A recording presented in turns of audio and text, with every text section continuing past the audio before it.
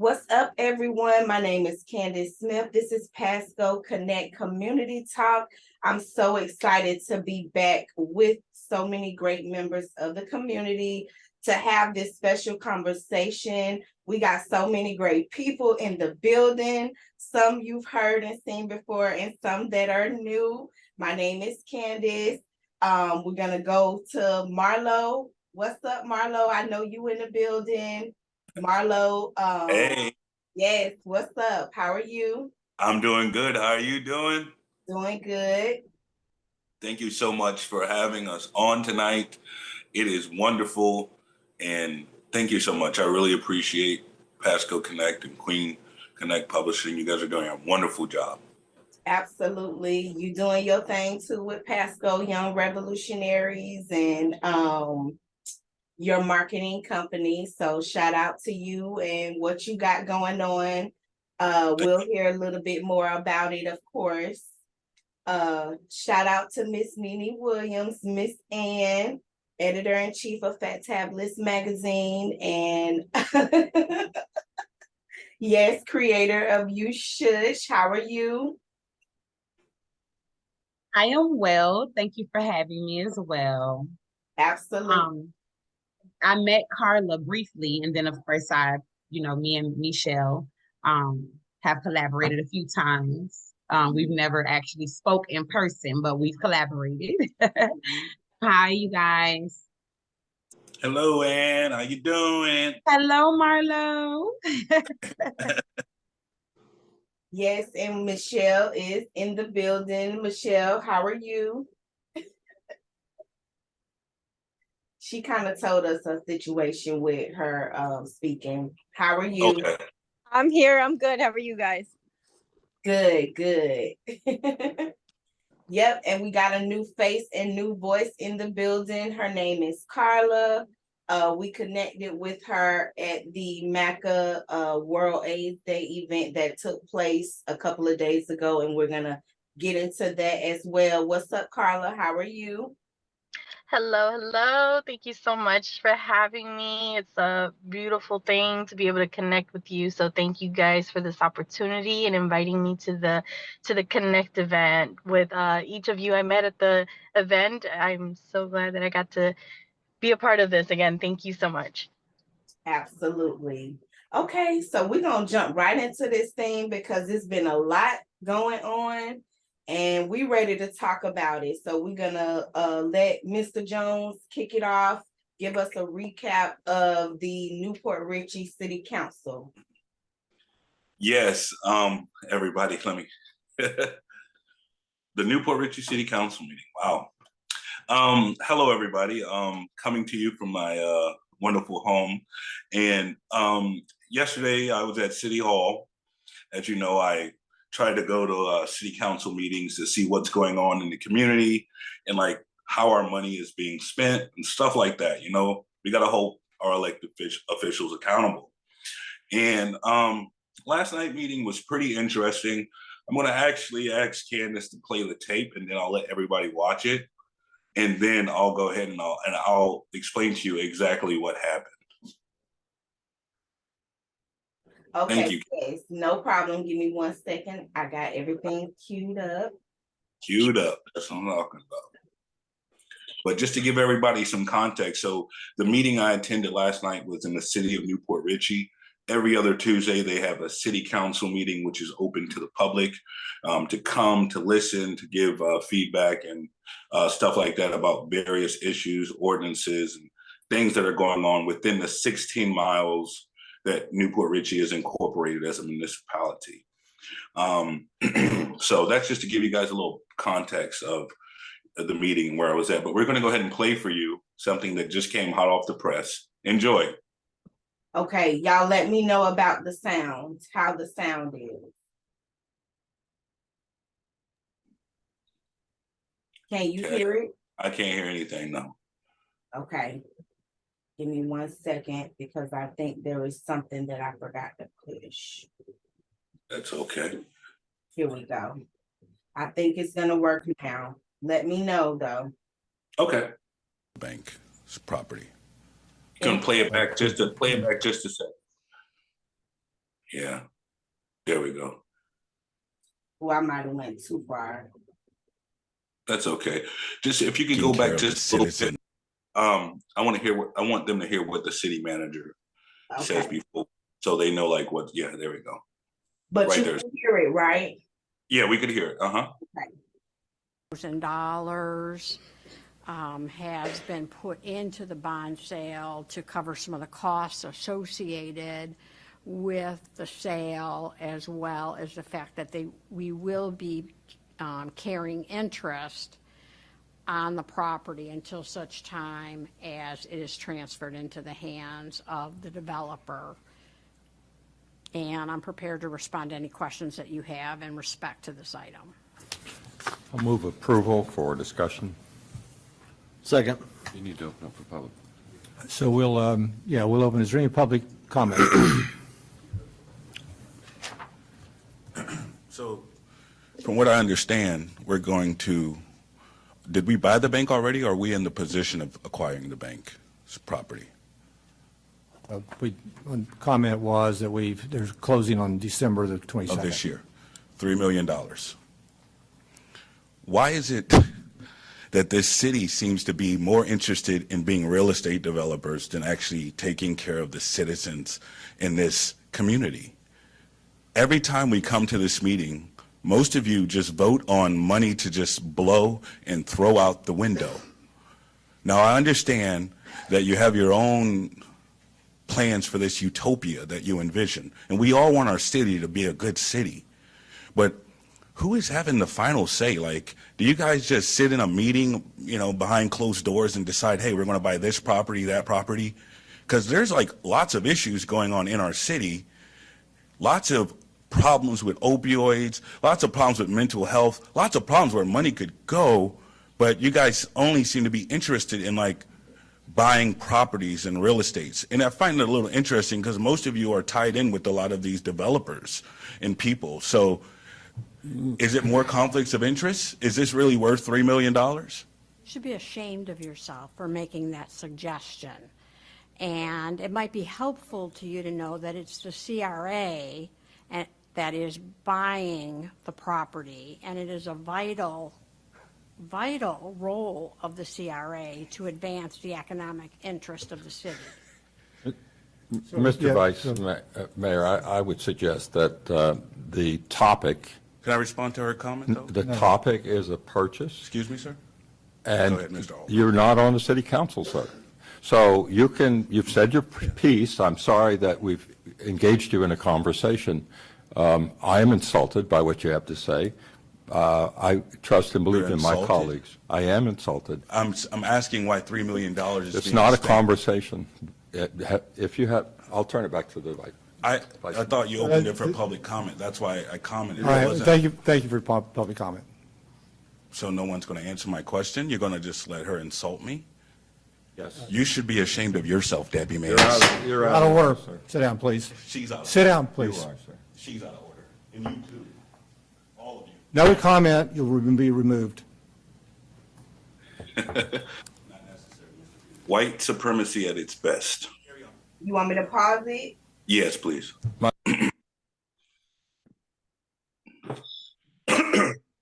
Okay, let Wow. me intervene because I was there and I actually came in a little late, so I didn't hear that part. He said, Marlo said, so you're going to allow her to to insult me. He said, yes. Yep, that was He said, yes. yeah. Whew, y'all see, I just got red. Look, I couldn't even hear it, y'all. I couldn't hear it for whatever reason. I didn't want to worry. Marlo said, so no one's going to answer my question. Are you just going to let her insult me? He said, yes. This is Who like, did? The deputy mayor who was acting as the mayor because the mayor was not there for whatever reason. What's But, the yeah. deputy mayor's name? Mike Peters. Okay. He's we call him Mr. Gavel. He likes to gavel. oh, I heard it. Yeah, he likes to I heard gavel. it. He was using his power, as you can see, feeling so high and mighty. And they just attacked me. I was asking a simple, first of all, if you listen closely at the beginning, they tried to not even allow the public comment, but you hear the city attorney saying you have to open it for public comment. They wanted to just float this 3 million through, nobody ask any questions. As I walked up to the diocese, that's when their faces all of a sudden started to change, and they already knew what they were going to do before I even said a word. And they denied me my First Amendment rights. I was trying to speak. I'm asking a question. Whenever somebody else asks a question, when they open it up for public comment, there's a dialogue back between either the mayor and that person asking the question. There's something. They literally told me they're not going to answer my question, and I need to go sit down. So to me, what I get is, we run this. You go and sit down. You're the minority here. You know, and then to have Peter Altman say that he's insulted by my question, because I have a lot of evidence to show that there's a lot of strange things going on with this land and development and how much control the city manager has. And Peter Altman knows this, how dangerous the city manager is. He knows it. So I was very appalled by what he said. You know, I believe everybody there is just following the orders that are sent out via email before every meeting, because believe it, they have meetings before they have the city council meeting on how they're going to deal with the questions that might come about. It was just appalling, you know, for me to ask the question, and Debbie Mann should not have even been addressing me. You know, the deputy mayor should have addressed me, or somebody like that. She very rarely speaks, and then when she does, she says I should be ashamed of myself for insinuating or asking a question like that. I generally wanted to know how they think it's okay to just keep spending money and buying these properties and selling them for pennies on the dollar. And at the end of the day, the taxpayer, we are the ones footing the bill and losing here, while other people are profiting. And I think that's despicable. And I called them out on it, and they didn't like it. And you see how they treated me. But, you know, I don't care. Kick me out of a meeting. I mean, I'm an American citizen. I have my First Amendment rights, and I'm going to speak the truth. And they don't like it. What was the conclusion of everything? The conclusion was the ordinance was passed. They got the money, $3 million. They needed an extra 250,000. I think it was initially 2.8 million, but they needed that. And who knows? You know, we don't know. That's the problem. There's no accountability. There's no transparency. We just got to take their word for it that they got the city's best interest, and you know, oh, they care about a low-income housing. But I have a text message where the city manager is literally saying, like, making jokes about like we need more low-income housing. So I call their bluff. You know, I know that they're bluffers, and I know that they don't have the city's best interest at heart. Right. Did anyone else get up to share anything during that time or have anything to say? To be honest with you, I kind of like almost blacked out in that moment, because I really didn't. I couldn't believe the disrespect. You know, I just couldn't believe the audacity of that. I was kind of just in my own head for a moment, trying to really figure out. It's almost embarrassing too. You know, it's like I'm asking a question, and here you are trying to knock me down for asking a simple question that they could have simply answered, you know, or say, hey, we'll get back to you, you know, like they're very phony. Right. You know, very phony. So Carla made a comment, and Carla, feel free to come on and further discuss what you're saying. But she said comments were made on their decision, and the public response wasn't what they wanted to hear. Could have had a better discussion as granted to have by the public. So do you want to say anything further about that? Say that again. Carla. Okay. Yes, as I chatted to you, I meant to send it to everyone, but the comments were made based on their decision, and that's exactly what Marlo was doing. I can see that he was generally just trying to have the discussion as given the right to in public, and they just immediately didn't want to hear what he wanted to say because it opposed their opinion, and I can see that was frustrating. I would have blacked out too myself, and it was just a little disheartening to hear the way that they shut you down without having a proper discussion. Maybe like there was some narrative that they could have added to it to, you know, give it reason, but it was just immediately just, you know, you were not acknowledged. It was just not what they wanted to hear. And I feel for you for that. So thank you for standing up for the public and at least asking a question. Thank you so much. I appreciate it. It almost makes me feel like, because, so this is a little off topic, but it's still in the same arena.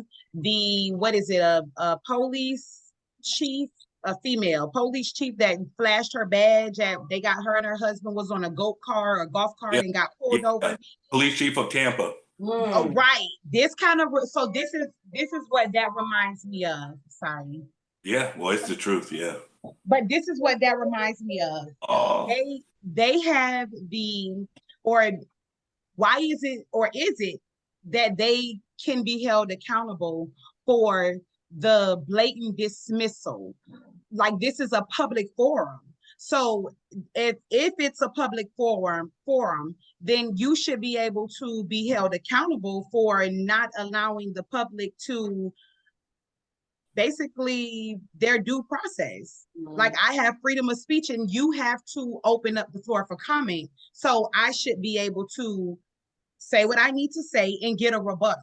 It should not be, I say something and because you don't want to hear it, because that's the humanly thing, or that's your humanly or personal opinion or ideology or understanding or feeling in regards to the person that's speaking, you should not be allowed to just cut them off like that. Like, that just should not be. And if she got in trouble for flashing her badge, I'm almost certain there's some type of audience or something that goes into play with that.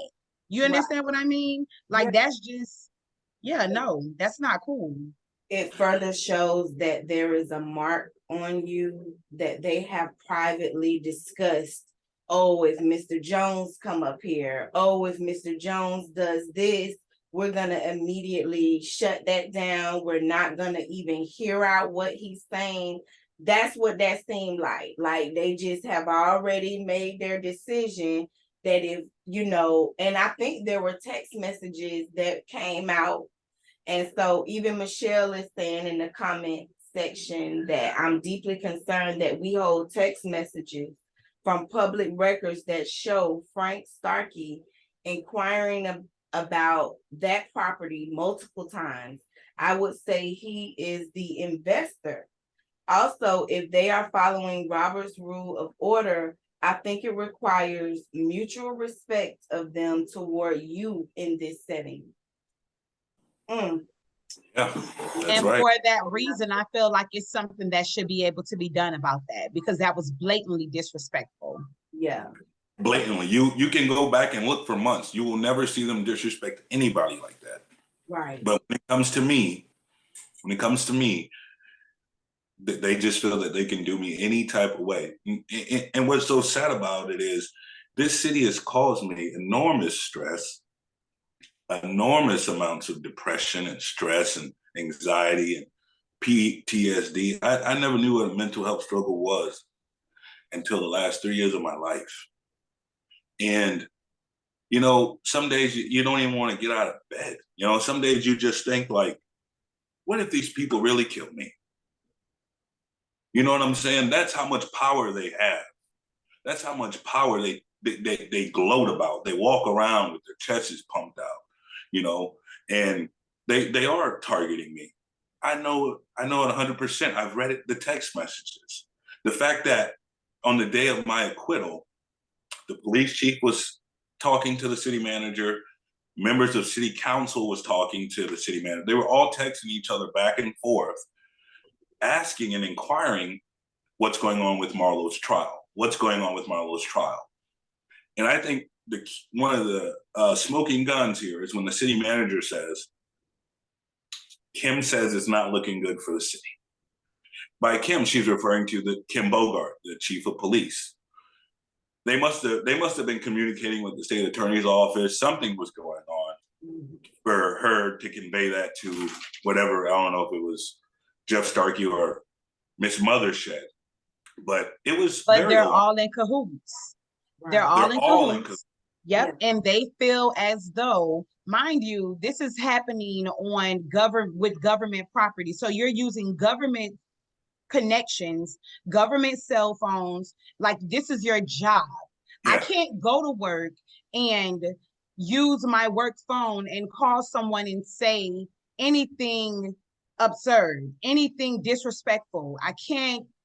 I have to use empathy and be discreet. I like that can't be tolerated. It just cannot. Right. Well, you, Absolutely right. was there any more you wanted to show from that meeting? Can you actually play click the last little bit of it? I have a And question. I'd like to hear what Peter Altman said. Was this the one where where the attorney kind of took some fire? No, you talking, Okay.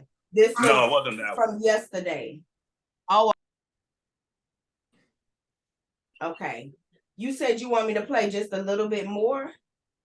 I wanted to hear the part where at the end, it might be towards the end, like the very last column, Candace. He would have, I think it's going to be something where apparently Peter Altman apologized to me because the city council meeting before My motion that, to approve. Second.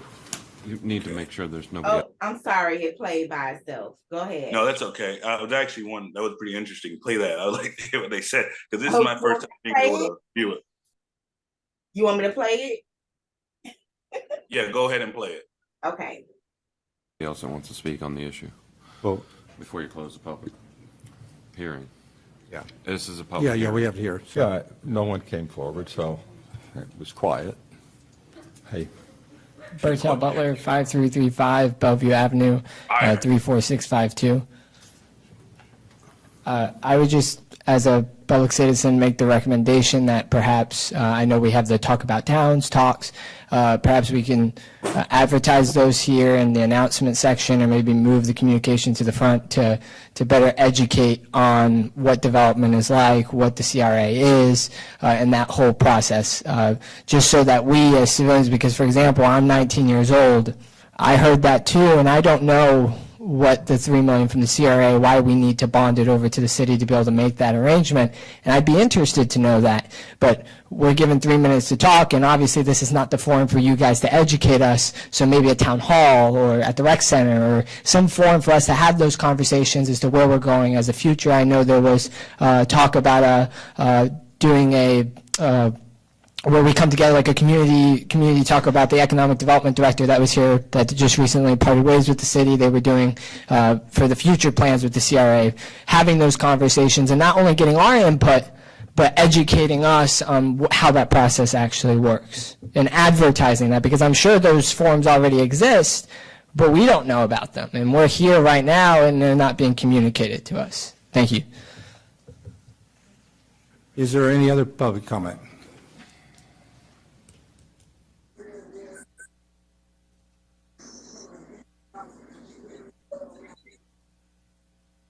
Just to establish public information. Let me know when you There want was me a to CRA stop it. meeting that had to be canceled because of Nicole. That meeting has been rescheduled for, I believe it's January the 11th. If somebody can check on that. There is also a citizens focus group, I believe on the same day. Isn't it going to be on the same day? I don't know who And Nicole these- is, but January 11th, there is a It's meeting. it's on the public website. It is now, it has not been. Is it on there today? I think it was when I saw it today. Okay, those are the days for the citizens to come and to observe.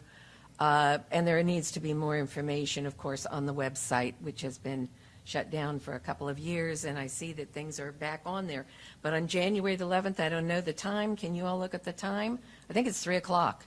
And those are the times to come about the CRA. Any other comments regarding the item on the agenda? Okay, so we'll bring it back to council. We have a motion to approve in a second, so I'll make discussion. it now for the purpose of correctness. Okay. Second. So as the maker of the motion, let me try to expound a little bit on what we are doing. And we are financing for our community redevelopment agency, Candace, could you pause it which for has just a a second? plan. All right, so I just want to explain what he's about to do, everybody, is a classic, what I call Jim Crow 2.0 move here. And I'm very kind of appalled that he did this. They're going to try to make it seem like we do not know what we're talking about. They're going to try to make it seem as if, what are you talking about? Maybe you guys should come to more meetings. Maybe you should come to workshops. We try to participate in all these things, and these people do not let us participate at all.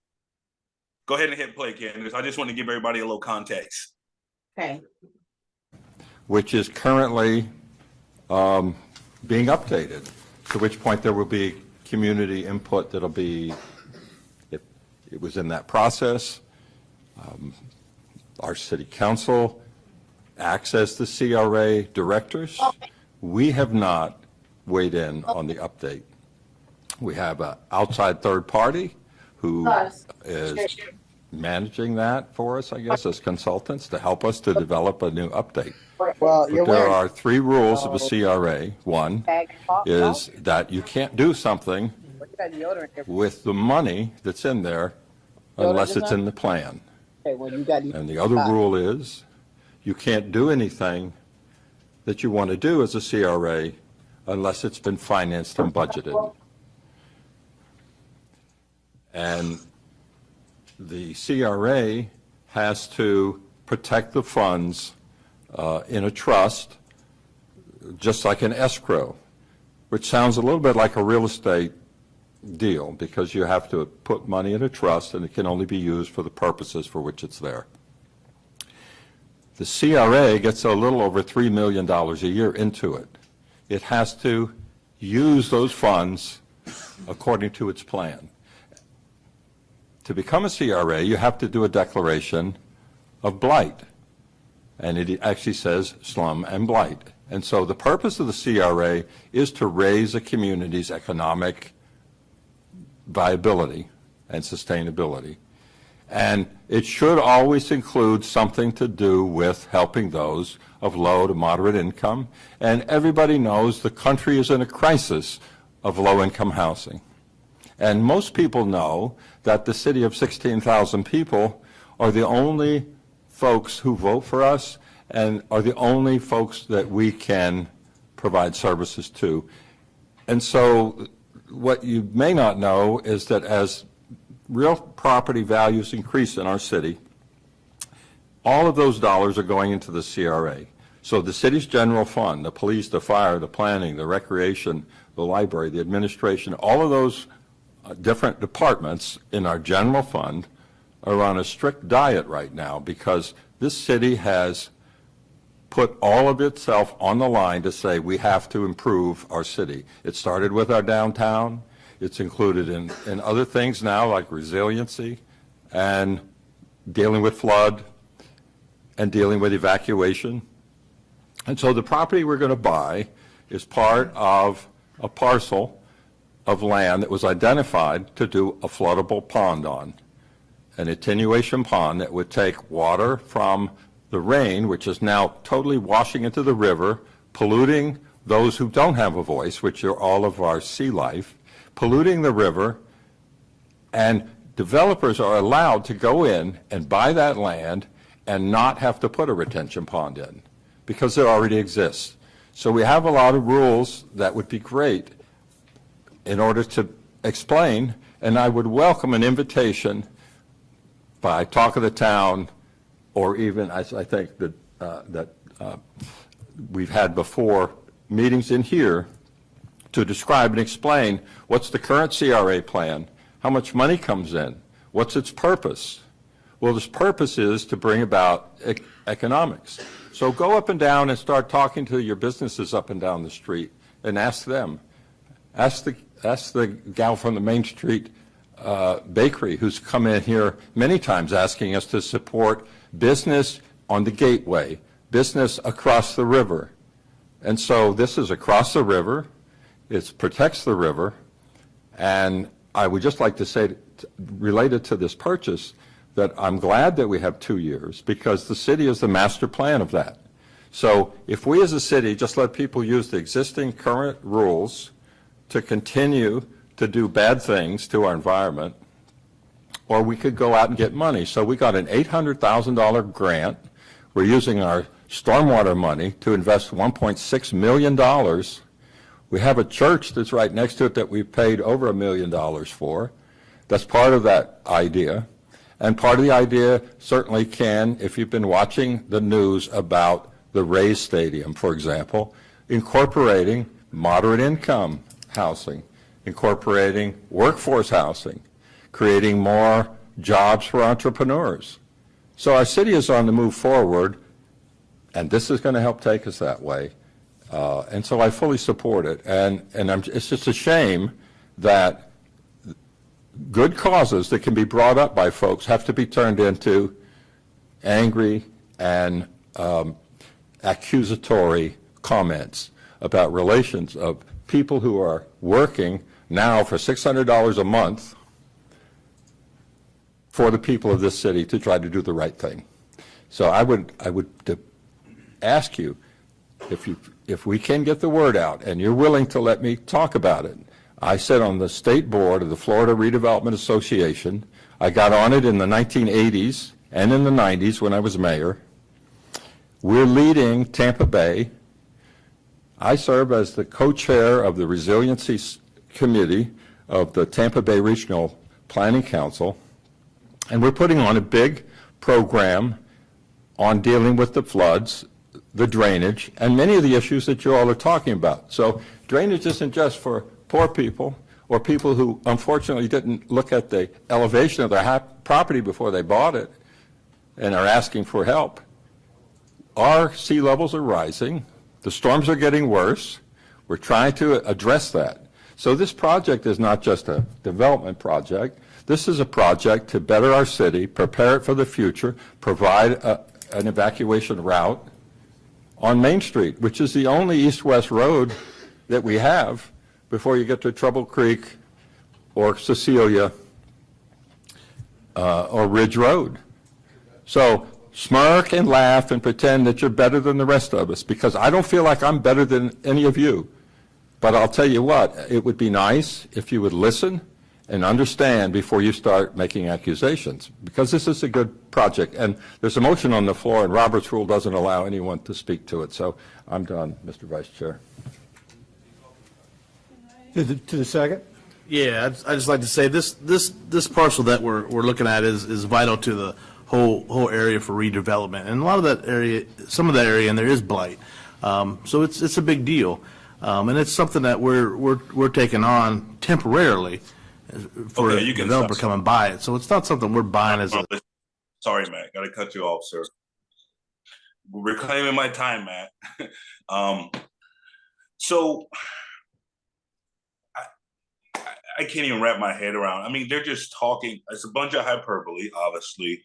That was city council member, former mayor, I think he was mayor in the 90s, Peter Altman, like insulting us. And I mean, that's what I felt like, saying that, talking about smirking and you think you're better than us, but they're the ones sitting up high in those comfortable chairs looking down on us, and they got the nerve, the audacity to say that. I mean, it's just sad. Now, what you're going to see towards the end of this meeting is Peter changed his whole tune. So I don't know what happened in the course of a couple of minutes, but it's pretty sad. Any comment from anybody? I don't want to be the only one talking, because I'll be talking for days about how unjust and corrupt some of these people are. Michelle says in the comment section, this is a great representation of gaslighting, which Altman loves to do. Cannot agree more. I mean, perfect example. I mean, it's right here in front of you. I mean, I thank God that these meetings are broadcast publicly, so the public can get a chance to actually see what's going on. I'll tell you what, I've had so many people hit me up in these last couple of months and last couple of years because they see that we're at these meetings and we're holding them accountable and we're asking tough questions that they don't want to be asked about. Right. So if you can play, and this will be the last of the city council, and we'll get off of that and hop on something else. Towards the end, Candace, I believe it's the last of the, if you go back on that page, it might be the last item on the agenda. Okay. Shortly after they asked me to leave, they don't like me staying too long in the meetings. So whereabouts should I play it? It's 19 minutes. Go ahead and play it. I mean, I think it's going to be towards the beginning, because it was like shortly after I was asked to leave by the Gestapo. Can you hear it? I can't hear anything. I don't see anything either. Oh, okay. I apologize. 1 second. That's okay. Let's see here.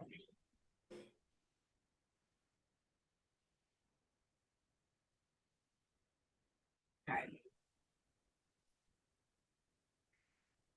I have to say, although he lost his cool and left the building, but that I personally am apologizing to Marlo Jones for the difficulties that he has had and gone through. It doesn't excuse bad behavior, but certainly I feel for him.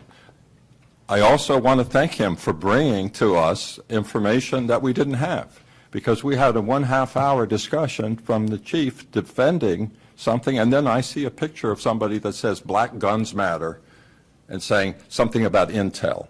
So when I saw that, I got angry. And I'm just not happy about the inability for our city to apologize so we can move on when the time is right. Doesn't mean you did something wrong, but I have to say, the comments that were made, that we've all seen this city, read this employee survey. I haven't read this survey. I've seen a copy of the survey. I don't even know if it's an official survey. I don't know what to say about it, but I know that our city is a city manager form of government, and I know that every time I see somebody right now, whether it's a homeless person sleeping on the bridge or whatever, I report it, because I don't get to call the police chief and tell him to do something, or anybody else. So the form of government is outlined by the city's charter. There was a request today for the Charter Advisory Board to meet. Our charter does say that we should have one from time to time. I've asked for one. It takes 3 votes to do anything. So that's the story there. On financial reports, I've talked to our city's auditors, who have told me that it is very unusual for a city not to get regular financial reports. So you can get whatever you think you need, but I was a CPA for many years. I need to know where we stand, and I like to plan and participate in my city. So I don't like to be told what to do. And when I bring up an idea, I don't like to be ignored about it and just say, well, we've got another plan and we're doing that. So it's up to my colleagues, though. This isn't on you, Debbie. This isn't on the departments. This is me having to figure out how I can talk to my colleagues and have us assume the responsibility that we need. We're not cheerleaders for the staff, but we certainly appreciate them, and when they deserve something to be said positively, we say it. So, the American Rescue Act came in a 1.5 years ago. We had a resolution to tell us how we were going to spend the money. We didn't need the resolution. The money was to help the economy when it was in difficult times through COVID. And so I'm asking to see progress on those elements, how we're making.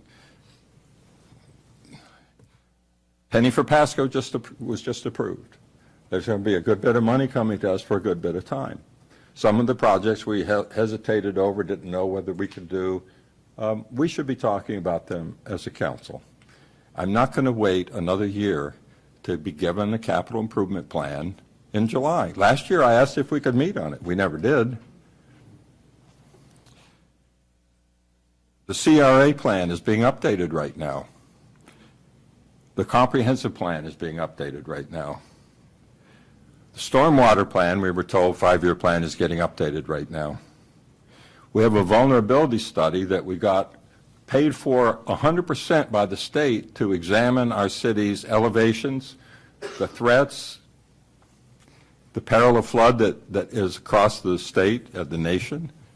And I'm going to learn and try to study about that. When I come back and I report it, I would like it to be more than nods. When I go to the Regional Planning Council and it's got city council members from all of the cities from 5 or 6 counties, and it's got county commissioners from Hillsborough, Pinellas, all of the other, and we all sit together, we're all elected officials, and we get all this good information, and we accept it and feel enriched by it, but what do we do with it?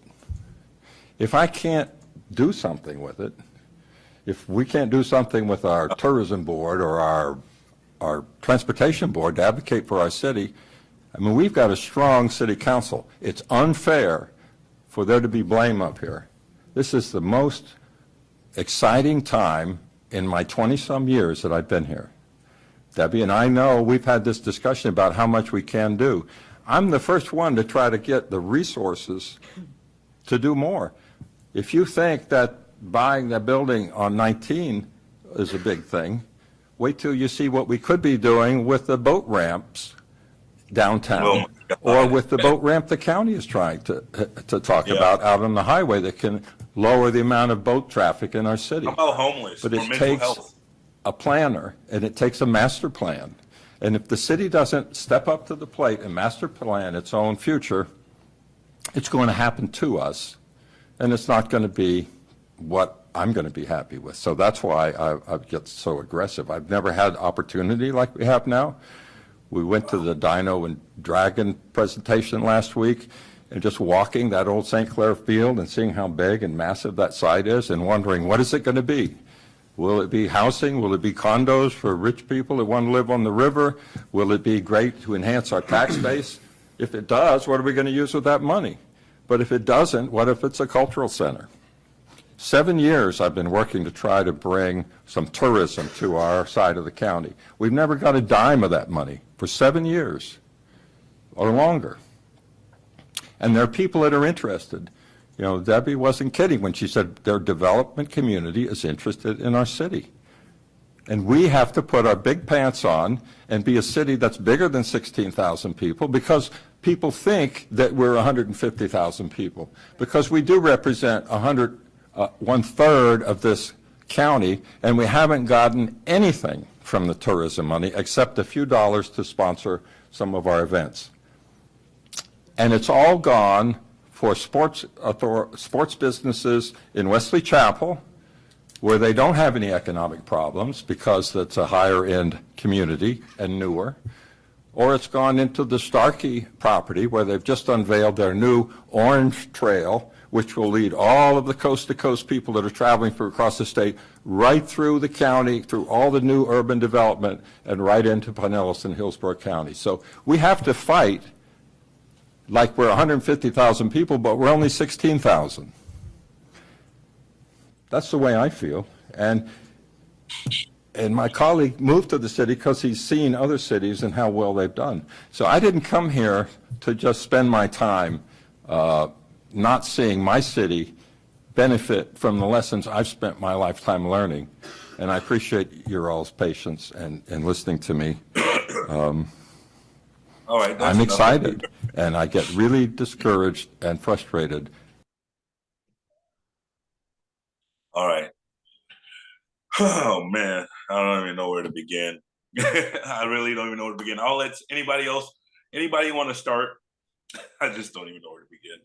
You know, I'd like to say that I was like just watching him because, you know, the beginning part, my interpretation of what just happened is, okay, I think that Altman probably was aggressive because this was his motion.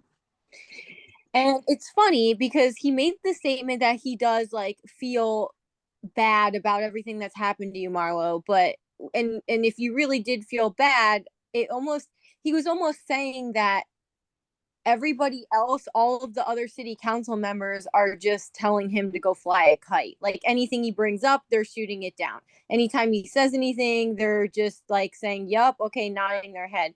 I mean, what kind of city is this though? And then they're talking about progress in this master plan, but what is the master result? Like, what are they looking to do? Because tourism is not going to come to a city that acts like this towards people.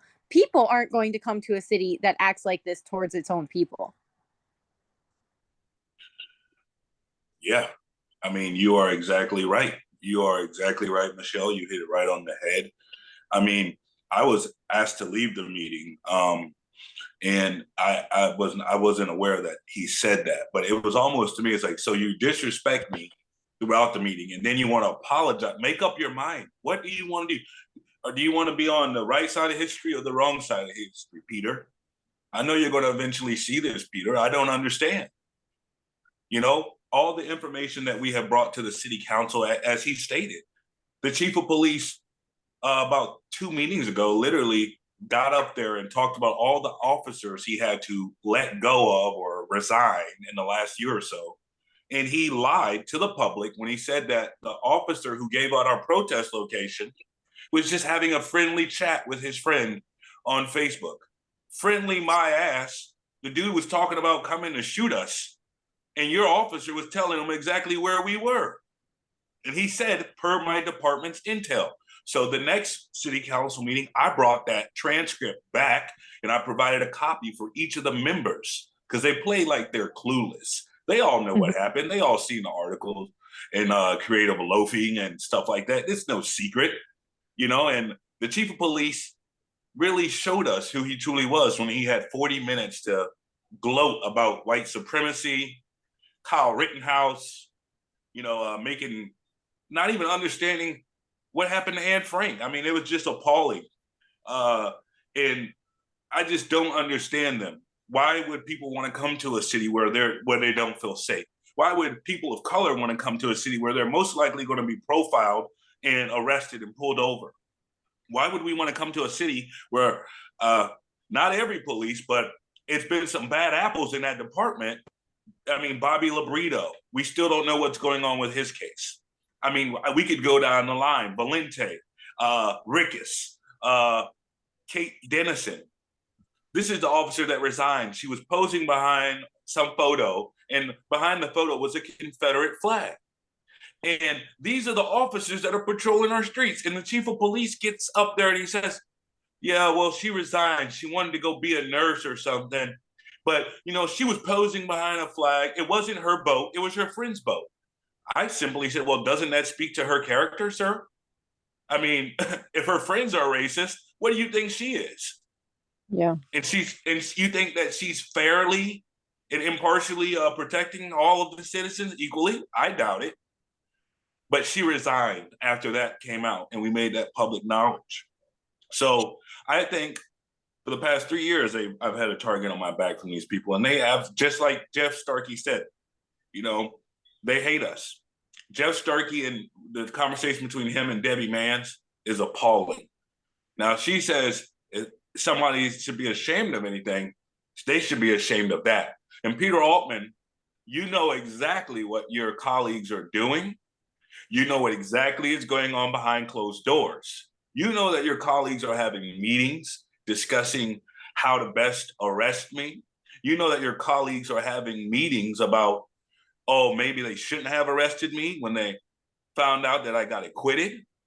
You know that your colleagues and code enforcement and all these people were conspiring to take down an innocent Black man, and you had no evidence whatsoever. And they tried to ruin my life. But you know what? I remembered my ancestors were fighters. Martin Luther King was a fighter. Malcolm X was a fighter. Medgar Evers was a fighter. I'm going to fight. And I fought and I fought and I fought until I had my day in court. And obviously, I'm talking to you all today because I kept fighting. I didn't take no plea deal. I didn't sit down and say, oh, yeah, no, I fought because I knew what was going on behind closed doors. And after I was acquitted, I seen the proof via text messages and other correspondence on how corrupt these people are. You see him talking about how great it is and it's the best it's been in years. I beg to differ. I beg to differ. And I hope Mr. Altman starts telling the truth about what's actually going on behind closed doors, because if he won't, we will. We will. He's talking about the employee survey, right? It's almost like he tried to say like, oh, we don't know if it's official, if it's not official.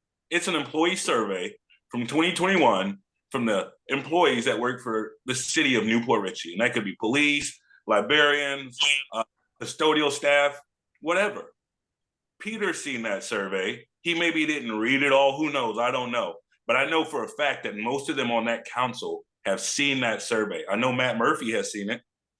But do you think any of them have done anything to make our city better after reading that survey? Because I've read it and it's very bad. The city employees don't feel appreciated. Mr. Bertel Butler did a great presentation at one of the last city council meetings on how a lot of these people aren't even getting adequate pay to adjust with inflation and to take care of their families. And if you read some of these text messages of the city manager and these people talking about some of these employees, it's very disheartening. And I just, at the end of the day, I'm going to hold them accountable. Debbie Mann needs to resign. And if she's not going to resign, I promise you, we will vote her out.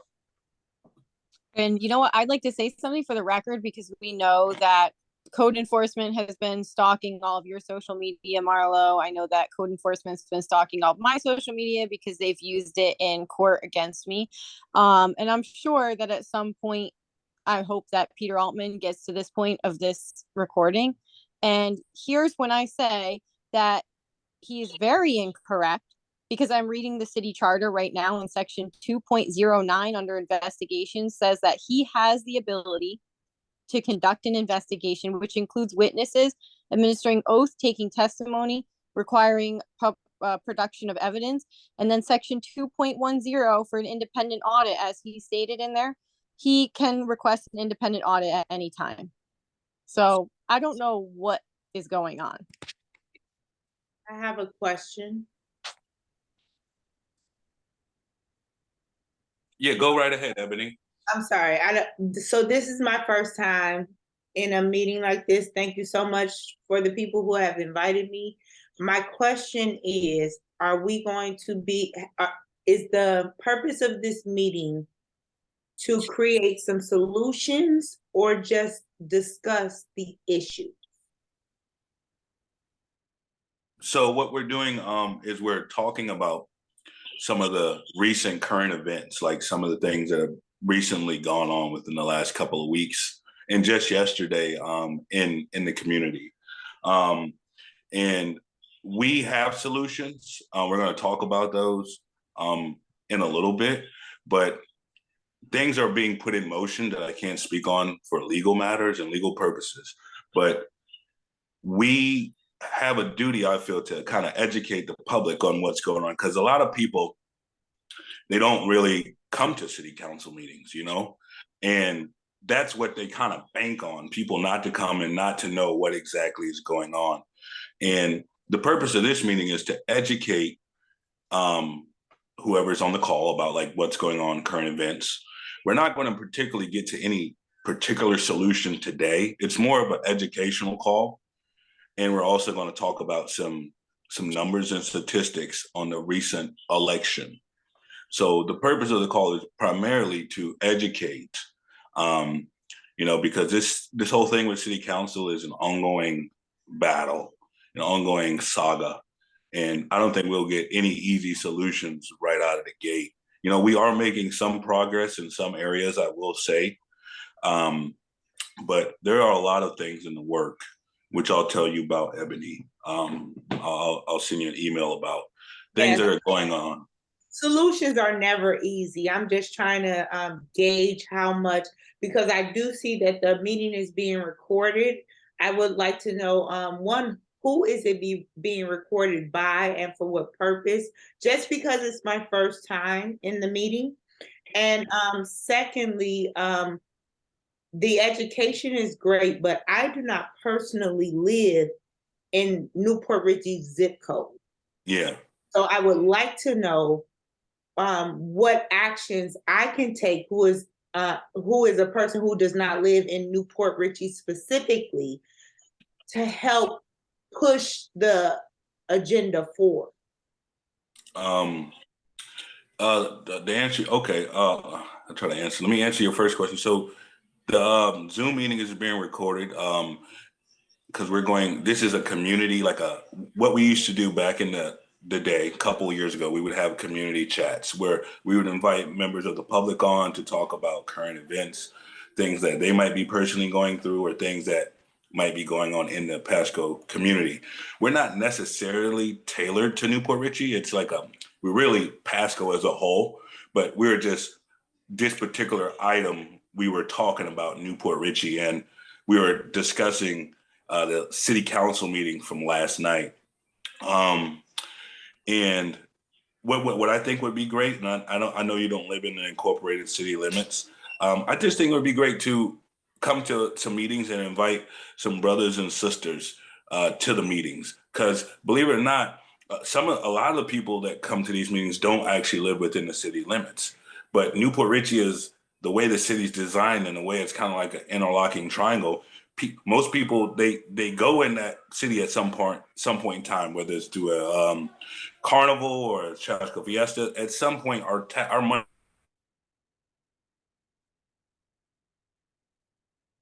Hello? Is anybody there? Uh-oh. Can anybody hear me?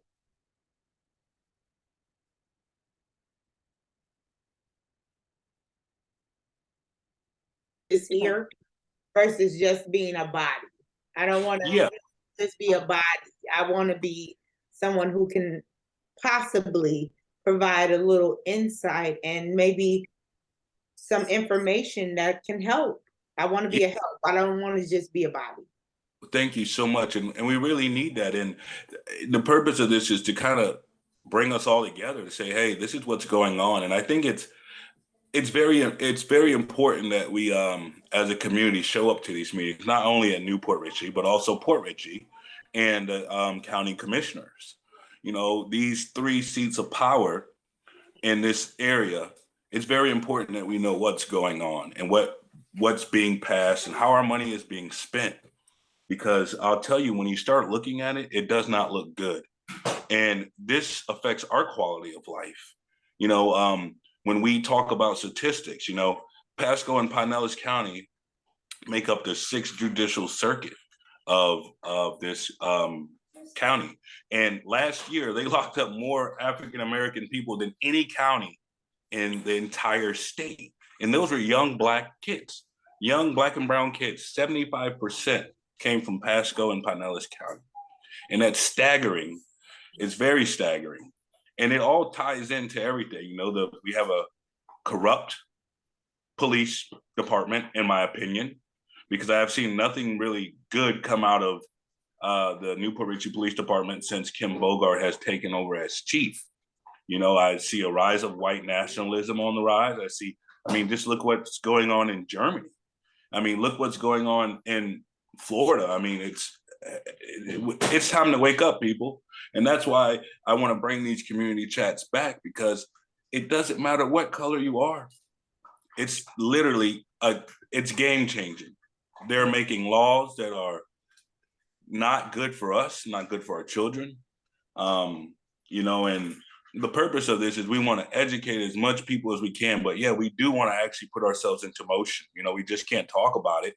We want to organize ourselves, and we want to, you know, attend these meetings, go out to Tallahassee, and, you know, make sure that people see us, and also try to encourage others, you know, talk to our friends and our family and kind of let them know what's going on. Because the more people we educate and that wake up and say, oh, wow, I get it, I think, you know, we'll start seeing change.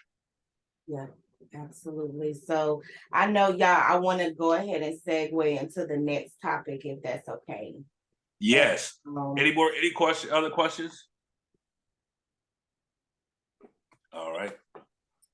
Okay, so I do feel like jumping into the election results is a good next topic way, since like that is what make up, you know, these people that sit on these boards and different things like that or whatever. And I will just say I got a back end peek of, you know, the people that volunteer with the elections, and they really work hard, you know, to get people to vote and encourage them to vote.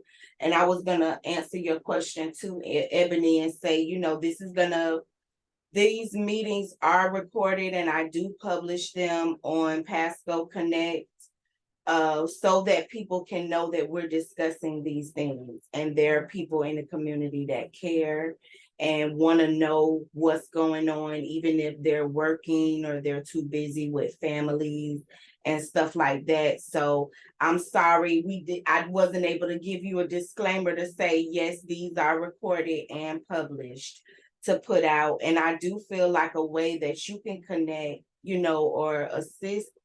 And this is basically just connecting with the people that's on here. They're community advocates that can, even Marlo maybe come in and talk to the group of youth that you have, you know, and educating them on civics and the importance of it and things like that. So that would be like super good to do, because that's what this becomes all about.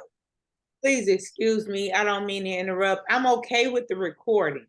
Okay. I just want to know who and why.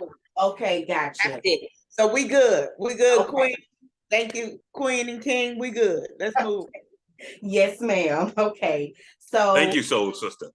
right. Okay. So, you know, let's jump into it. What were the experiences with Faith in Florida and with the election results? Anybody have comments on that? Marlo, you could kick that off. You're on mute. Can you hear me now? Yes. All right, good.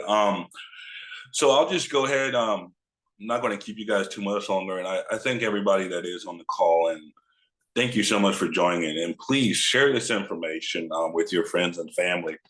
Last week, I was privileged to attend a conference or convening in Orlando with Faith in Florida. And Faith in Florida, as you know, was on the ground doing a lot of work helping to get that vote out and to get people to the polls. And, you know, we hosted 2 Souls to the Polls events for the first time ever here in Pasco County, which is a success. You know, we've seen more people early voting than we ever seen before. But on the last day of this convening, we were actually pretty blessed to have with us Dr. Rosalind Osgood, who just got elected to the Florida Senate. She has a remarkable story. She's a remarkable woman who has overcome a lot of triumphs and struggles in her life. And she gave us a legislative update. And I'm just going to share with you guys a little bit about that. The 2022 midterm elections was the most consequential elections in the history of the state of Florida. There were numerous issues on the ballot that had the potential to shape the political landscape and quality of the life of Floridians for many years to come. This year, voters had the opportunity to decide on a U.S. Senator, a governor, an attorney general, a commissioner of agriculture, a chief financial officer, and congressional representation, and many other down-the-ballot races such as mayors, school boards, state attorneys, and judges. With the future of democracy and Black representation on the ballot alongside issues such as affordability and livable wages, jobs, access to quality health care, the protection of free speech, Black history, and Black history, there was so much at stake in this election. It truly was. So below, I'm going to just talk to you guys real quick. So in 2018, we had a governor's race between Andrew Gillum and Ron DeSantis, right? Everybody remembers that race was so close that they had to have like a recount. And it went on for a little day or so before we found out that Ron DeSantis had won. Well, we're looking at the data, and just to, you know, put this in a numbers perspective for you. In 2018, Andrew Gillum lost by 30,000, looks about 30 to 40,000 votes. In 2000, fast forward 2022, Charlie Crist lost by almost 1.5 million votes. Now let me back that up. In 2018, Gillum was neck and neck, him and DeSantis. 2022, Republicans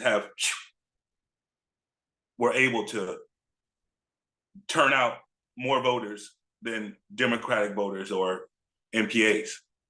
So in 2 years, that much has changed. Same thing when you go back and you look at the other races. Look at the votes. It was a very close race. Very close race. The Senate race with Marco Rubio and Val Demings. If more people would have showed up to vote, Marco Rubio would not be going back to the Senate. More people have to vote, and it is up to us to make sure that we are inspiring our children and inspiring our community to vote. When I was looking at these numbers just over time, over the last couple of years, you can clearly see where we are losing battleground here in the state of Florida. The state of Florida is turning almost completely back to the 1960s. This upcoming legislative session, the Republicans have a supermajority in the House and in the Senate. Going into this upcoming legislative session, the Florida State Senate will have 28 Republicans and only 12 Democrats. The House will have 85 Republicans and 35 Democrats.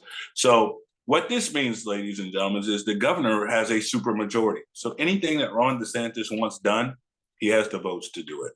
And you best believe that in the next 2 years, they're going to be driving a lot of stuff down the pipeline.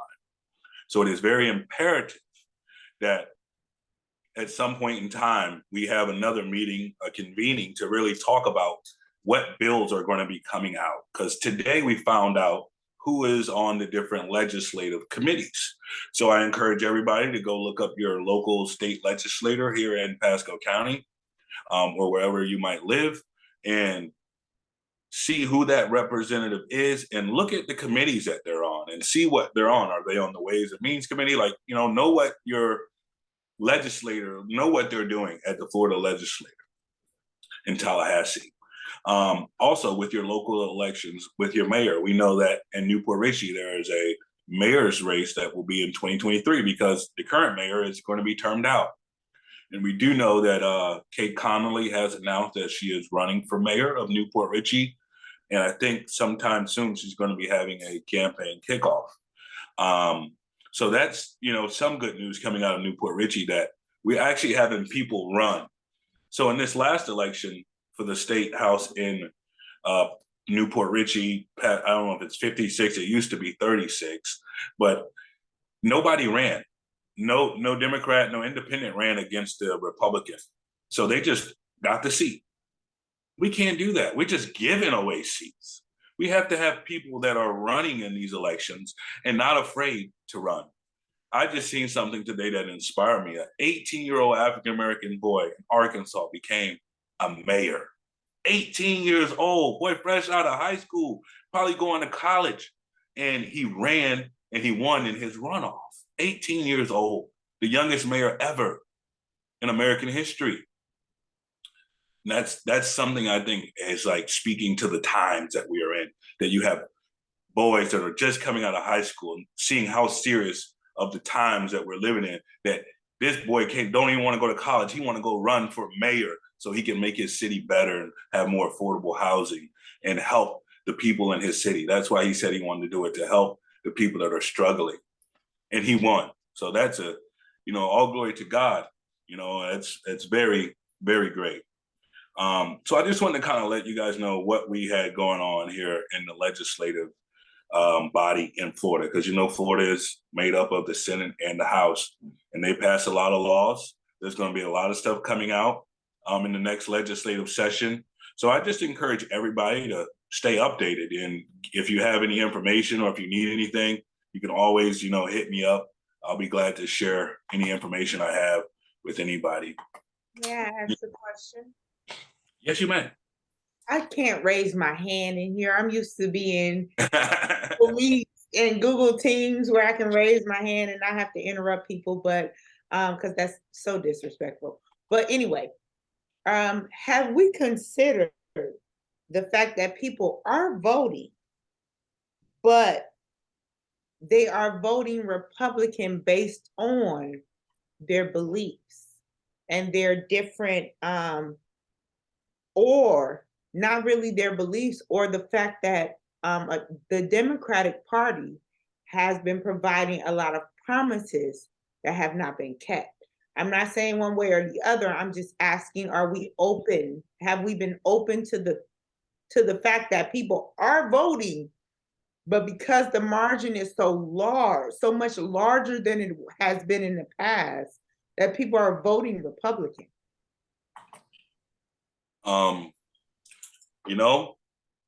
You're right. Something is shifting. The Republican Party is spending a lot of money on courting the vote of the Latino community. We've seen that in Miami, how they treated some of the Cubans when they were blocking the streets. After Ron DeSantis just came out with a bill that said, if you block the streets, you go to jail.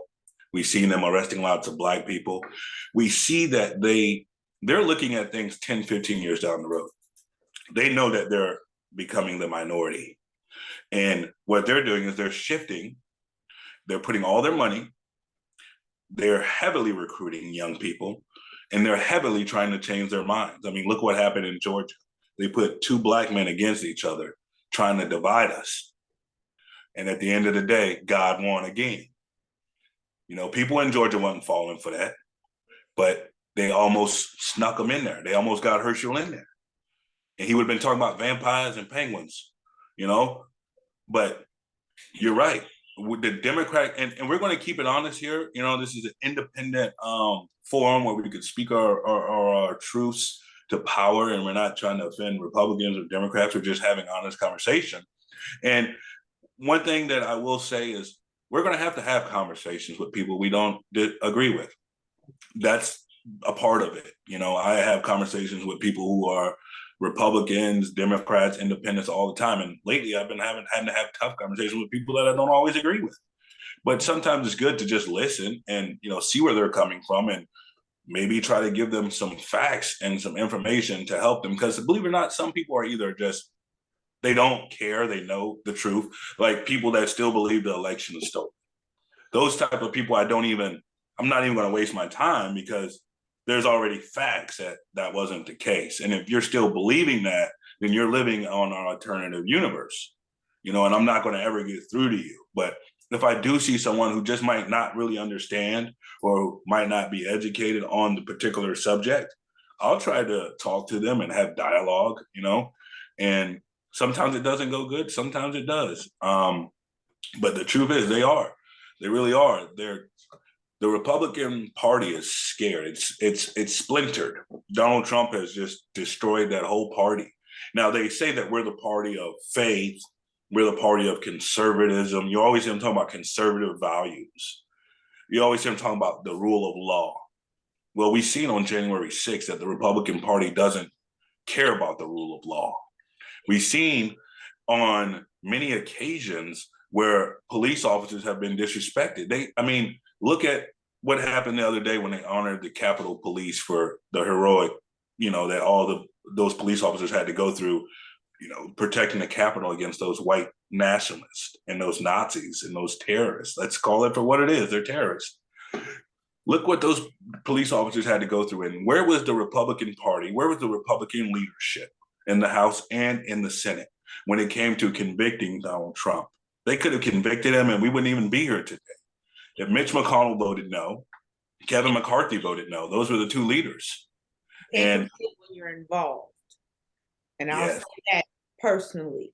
But I'm just wondering if we are expanding our thought process past just people are not voting.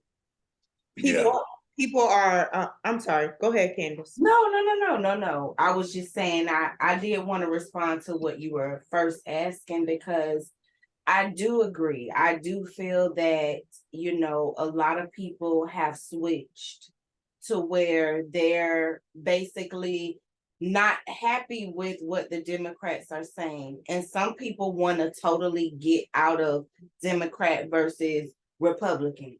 And if we got to allow space for people to just come in and share what their issues are, and honestly be able to look and say, this person meets my needs more, and we listen to them, we don't say we're not involving you in community efforts because of that, because that has not served us.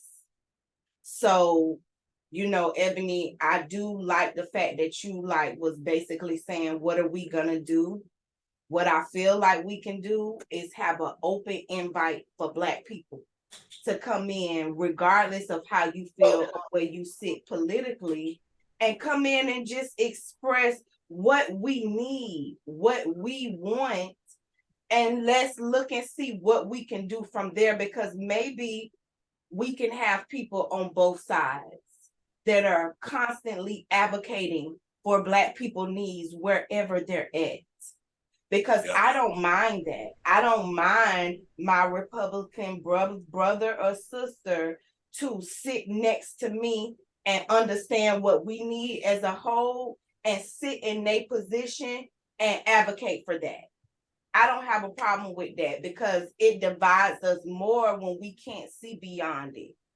So And the reason I mentioned it is because I am personally a purple candidate. Okay. And I'm a cosmetologist, so by trade. So when you mix red and blue together, you get purple. Okay. I am a purple candidate because I am more of a person who is, you have my vote based on what you are doing for my community. Right. For what you are doing for my people. And if you are not doing anything for my people, you just don't get my vote. And that is a problem within our community as well, because a no vote is just as big of a problem as a vote for the opposite side. I get that. And I can work with, I can be worked on with that. So that's a fault of mine. But I'm saying we may want to take some time to address everybody and come to a consensus on what do we actually want? What is our ask? Right. And then ask both sides who can fulfill that ask and hold them accountable. Because other than that, we're just chit-chatting about what might, maybe, coulda, shoulda, woulda, and nothing happens. No changes happen. And we put that weight upon ourselves as individuals, because we all do things individually. I don't know everybody, but the people that I do know within this call are all individually doing things to make sure our community is stronger, better, and wiser. So I believe in that thing. So I believe everybody on this call is doing that. But if we don't collectively come up with one ask, one common thing that we can agree on, and present that one thing to both parties, we are just beating a dead horse. Right. So Marlo, what do you think about us planning some type of community open forum and then just inviting people to come in and talk about issues regardless of party? Exactly. Concerned about the community, concerned about their youth learning civic and understanding what it takes to be a community, which we can develop a curriculum between all of us. Yeah. That covers community civics and just having that overall understanding of what it takes and what we need, and bringing that together and maybe letting that be the focal point. Yeah. And I think letting people become their own advocates, Yeah. So I think that's a great idea. Mm-hmm. I think that's a great idea. I definitely think, we definitely want to in my opinion, like I was telling people years ago when I was, in the streets marching, so I'm not going to always be in the streets. My job will transition to probably being in a legislative role, because yeah, you can get some things done by, peacefully protesting and, using your First Amendment rights, but you also have to put those words into action. And without any action, nothing will get done. And we can't just keep talking about it. We just can't keep telling people to go and vote. We got to make sure that our brothers and sisters and people that don't take this seriously, and we know we all got somebody in our family or somebody we know that, oh, I ain't voting, it's stupid, you know what I mean? Stuff like that. But it is so imperative, especially in your local community. Right. But I definitely think that is something we should all do. Maybe I think, maybe before the end of the year is over, I know I could probably have a space for us to do it at the church. But I think it would be great to invite our community, whoever you are, we don't care who you are, come and tell us what you want to see change. Tell us what you see as a resident of this community. What are the problems and struggles you're facing? Because we do need to ask. We need to do that research and find out more, because we do know that people are hurting economically. We do know that we're seeing more people that look like us end up dead. We do know that we can hold these people accountable, but coming together collectively is how we do it, with the right message and action. One thing that I do know that transcends gender, race, ethnicity, and everything in West Pasco is food insecurity, hot meals. Yeah. I'm just, because I have a proposal, I have a plan, I have a partnership with a larger nonprofit. For the people who don't know, I am the founder of Ashe Academy, where we do teach the children the 7 principles of Kwanzaa to give them a foundation on how to be morally good human beings. But moving forward because somebody left, I'm sorry. But what I'm gonna say is food insecurity is a real issue in West Pasco. The research has been done. The research has been done by people who have way more resources and way more money than we do. And they are reaching out to different organizations and different communities. I have personally reached out to other places trying to find somewhere where we can provide hot meals for people. Right. So our youth, our elderly people are eating cat food and whatever they can find from the Dollar Tree. Right. You know what I'm saying? Like, that is a real need within the West Pasco community. And I'm not talking about cities. I'm talking about Pasco County collectively. That's an issue within Pasco County that we should be, if we're looking to make change. And Marlo, I commend you because you did. I came out there with you one time. And I am personally not a person who can deal with that type of, so I take my hat off to you in real life. Like, I commend you for the things that you endured being out there, because I wasn't out there but one day, and that one day made me know I ain't built for that. Right. So I just want to pay my homage, give you your flowers, pay my respect to you for doing that. You allow Port Richey to be on a grand scale, expose the things that are going on in Port Richey on a much larger scale than it probably would have ever been if you didn't do that. But one of my concerns with West Pasco County is some of our children, because I have a youth program, some of our children are going to sleep and all they have to eat is oodles and noodles. Some of our children have not had a well-balanced meals ever. Remember when they used to give you a protein, a starch, a vegetable, and that was the 3-course. Some of our children are not going to bed with that. So my question is, can we collaborate more on what we are as a collective going to do Because the more work that we do, the resources will come. The change will come. Everything, I am a firm believer that God provides us everything we need.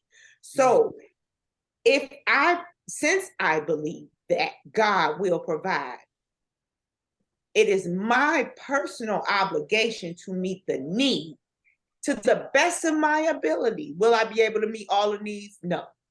But will we be able to meet some of the needs? Yes. We need to start doing more of meeting the needs of the community and allow that to resonate and sound off more than anything else. No matter our politicians are in place and we pay them, right? So we must hold them accountable. True. But we cannot hold them accountable for not doing something that we are not doing ourselves. It is easier to hold people accountable for what they are not doing if we are doing it ourselves. Like, hey, if it ain't but 20 people, I fed 20 people. I came to the poll to the souls. You fed people a hot, well-balanced meal, whether they went to the polls to vote or not. That is something that we can say, hey, Mr. or Mrs. whomever politician, we ain't trying to rain on your parade, but this is what we did. What are you doing to help meet this need? That's just my opinion. I'm sorry, I'm gonna stop talking, y'all. Love y'all. Oh, no. We love it. This is why we have it. We want people to express and to give input, and we want to have this dialogue. Yes. Ebony, I feel like somebody for you to connect with would be Ray. I'm going to think of her name and it's going to come to me, but she has an organization called Be a Light. And that's her whole mission, is feeding the homeless and making sure that they have what they need. And I think she would be a really good person. I'll connect you because she's always looking to connect with someone to better service and add on to however. So I think she would be a really good person for you all to connect with because she's already kind of doing so much, and just you adding, even if it's the volunteer portion of it, that would be a blessing. She really does make that her mission. So Pasco Academy is currently partnering with Metropolitan Ministries to make a hot meal site. Okay, cool. Right here in West Pasco, right here in Port Richey. Yes. We are prayerfully that will begin in January, the first of the year. So I'm not saying that to say that I don't want to speak to whomever, make connections. It's all about connections. We've got to connect with each other. Yes, we have allies. Yes, we have people who have other resources, and we welcome.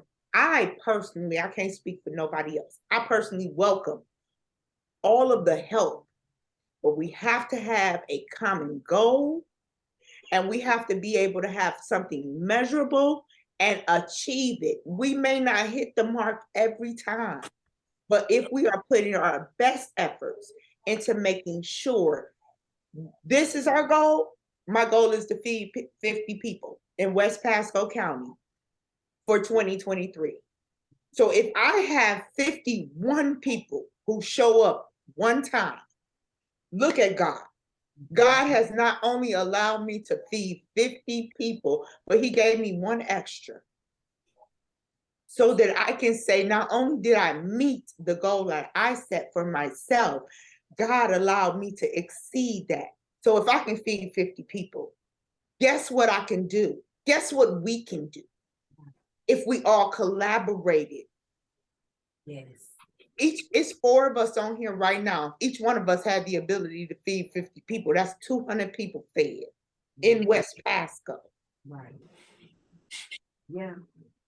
So what do you think about some type of field trip with a, say, academy at one of the city council meetings so that they can begin to, because I wouldn't mind even bringing my boys to one and allowing them to just get that experience a couple of times a year, to know that that should be a part of life.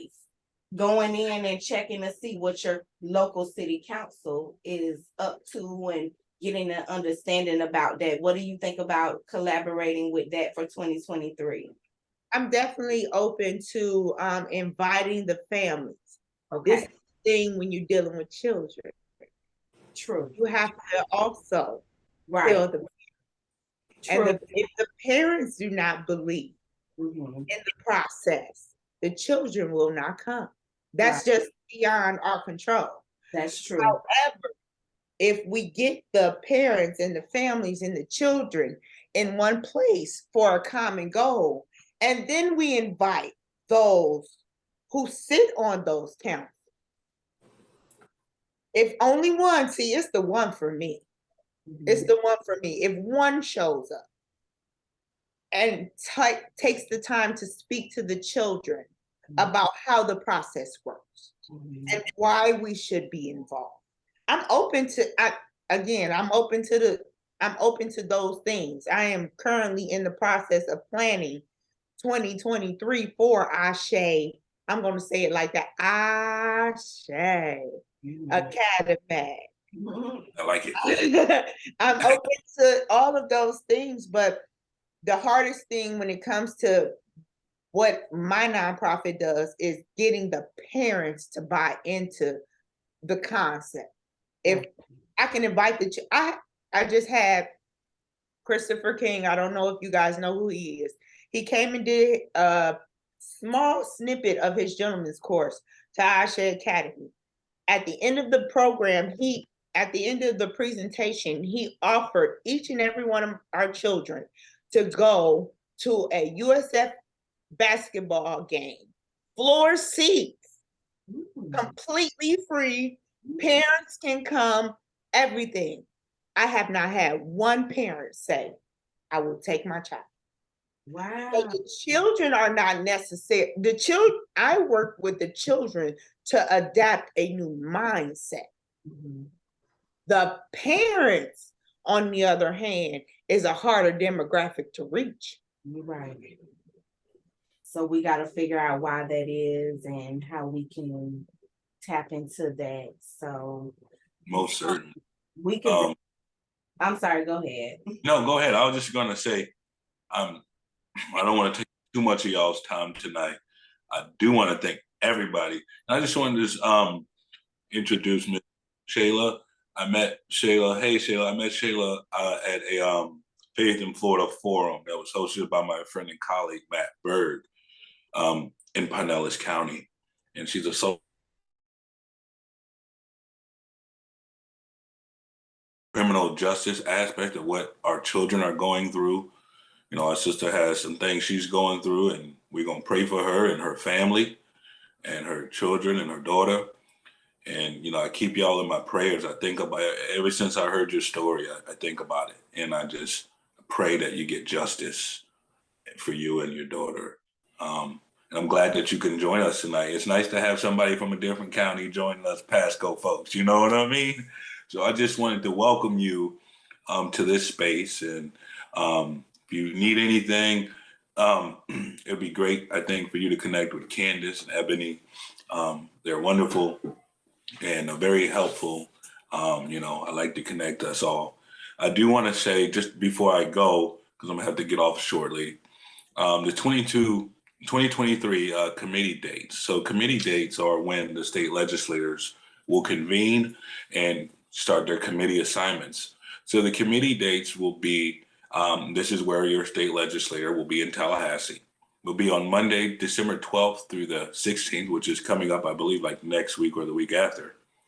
And that's where they're going to be meeting. They're going to be in committees all week. So you probably won't get a chance to talk to your state representative or senator because they will be in committees from, it looks like December 12th to February 20th in their committee. The regular session starts for the state legislature, like their regular session starts March 7th at 12 noon. That's when they all convene, go in the chambers, and start voting on these bills that are going to come down the pipeline. And I want you all to pay attention to this because a lot of the stuff that's going to come down is going to affect us all in some major ways. April 22nd, 2023, motions to reconsider made and considered all on the same day. So bills, these are like bills and stuff that, you know, the senators and the House people will try to pass, all these things. That's an important day for if anybody wants to travel to Tallahassee to see, because I actually found out we can actually go inside the rotunda and the public can kind of see and sit and observe just like a city council meeting at your local city hall or your local county commissioner's office. Yes? I have planned, I am planning, I have not completed it. I am planning a HBCU tour. Okay. Of children at FAMU on the 21st. 21st. We Okay. will not be leaving Tallahassee until the 23rd at 5 a.m. So if we can collaborate on making, I have the price for the bus, and they are Black owned. Nice. I'm just saying, if or you buy you. You already know, but I'm just saying, if we can take some time to collaborate, take a moment out of our very busy schedule to collaborate and make that happen so that the children can be a part of that. That's a good idea. I like that idea. That's a very good idea. Thank you for telling me that. I just wrote that down because I think I'm trying to figure out, like, with my schedule, when am I going to go down there? Because I have to go, especially after receiving an invitation from Dr. Osgood. Dr. Rosalind Osgood is one of 3 Black senators. There's only 3 Black women in the Florida Senate, and Dr. Osgood is one of them. And she was so gracious to provide some of these details. But I think it would be great. She definitely said that, you know, we should come down there. People need to start coming to the seat of power because, believe it or not, what happens in Tallahassee trickles down to Pasco, to Pinellas, to Hillsborough. It all trickles down. These are some interesting facts that I didn't know. Senators can file unlimited bills. House representatives can only file 6. Never knew that. So I just thought I'd share that interesting fact with you all. And I believe I did see today that the committee assignments did go out, and I don't see any people of color on any of the 15 or 20 committees that are out there. Like, when I say I don't see any people of color, I mean, like, the people that are sitting at the heads of these committees are not people of color. I don't even think there are any women, to be honest with you, in these positions. It's not surprising, but it's like, it's startling. So that's it for my legislative update. The last day for regular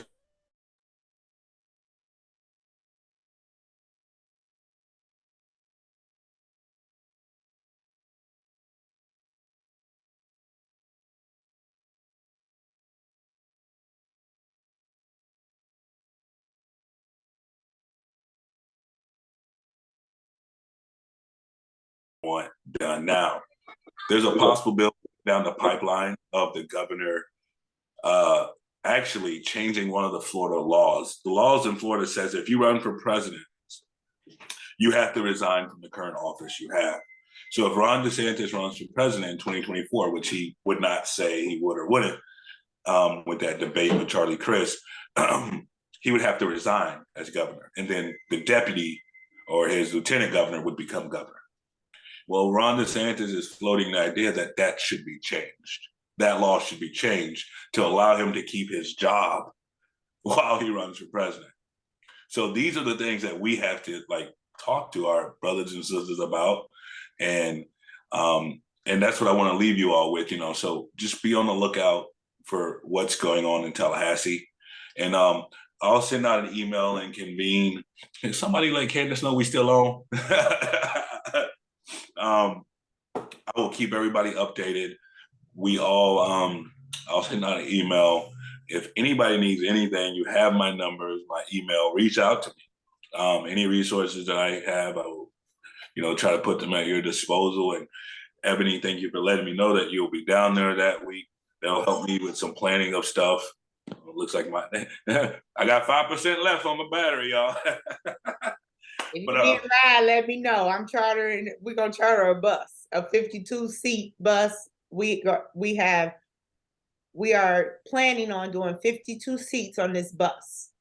Okay. We are planning on getting hotel rooms because the HBCU tour will be on Friday.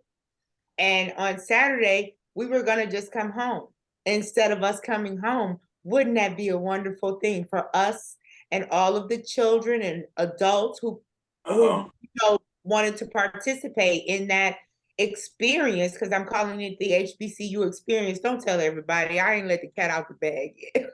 but the HBCU experience will not only be going to FAMU and seeing what the campus is like for the children, but it'll also be able to take the children to an open session and see what that looks like in Tallahassee. That just sounds like prophecy to me. Yeah, it sure is. And there's a lot that's going to be going down in Tallahassee. And it's time. And I know we are already all awake. We're very conscious of what's going on around us. We're very conscious of what's going on as Black people.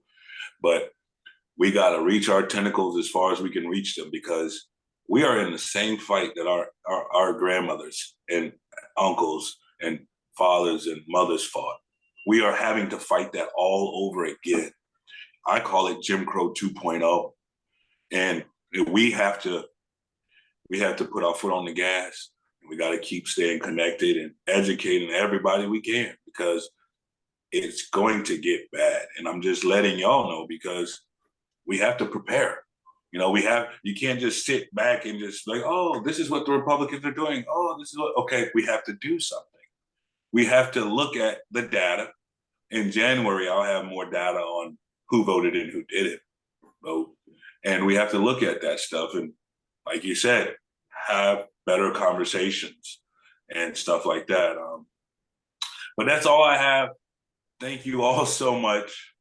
I'm a little under the weather today, so I'm going to take it down. I hope you all have a wonderful night. Thank you so much, Candace. I appreciate it. I know you can't hear me. I'm going to learn sign language. I really am. Thank you so much. Candace was talking and I can't hear her, so that's all I was thinking. I'm sorry. I do know a little sign, but that was okay, I'm getting ready to go. I thank you all so much. No, we can't hear you, Candace. Oh, we heard you. You can? Yeah, we can hear you now. Oh, okay. I'm having technical issues. I'm sorry. I'll have one more topic, but I'll save it for another day. If you ladies or Marlo as well, I wanted to discuss the World AIDS Day. And oh my God, yeah, please. But I know it's late and I want to save it because I would love to talk about it. It's definitely dealing with the high new cases for Black women. And I really want to have a good discussion with some women. I thought tonight would be perfect, but I'm going to reschedule it and send out another Zoom for us to record. I'll also reach out to everyone. Please send me a picture.